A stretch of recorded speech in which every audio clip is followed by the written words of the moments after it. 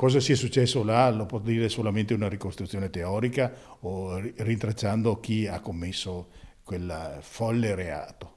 Per capire cosa sia successo, la bara della giovane è stata portata all'obitorio del cimitero, dove l'autorità giudiziaria nelle prossime ore deciderà se eseguire degli accertamenti sul feretro per verificare se sia stato trafugato o meno, anche se, secondo indiscrezioni, pare non sia stato toccato.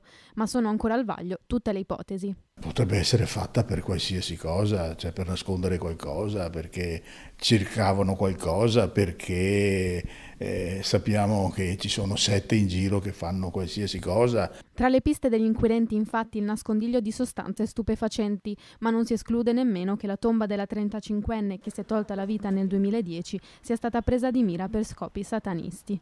Secondo le prime ricostruzioni, la violazione della sepoltura non sarebbe fatto recente. La tomba della donna si trova nel punto più lontano dall'entrata del cimitero, vicino alla cinta muraria che delimita l'area dai campi esterni. È lì che i carabinieri, arrivati sul posto nel pomeriggio di lunedì, dopo la segnalazione dei genitori della donna, hanno trovato una scala a castello usata probabilmente dagli autori del macabro gesto per fuggire attraverso il frutteto retrostante. A trovare l'oculo profanato una signora che ha immediatamente avvertito i genitori della ragazza, subito accorsi al cimitero. Il peso di quello che hanno visto non aiuta per andare avanti. Un grande abbraccio della collettività, oltre che mio personale, deve essere portato al papà e alla mamma.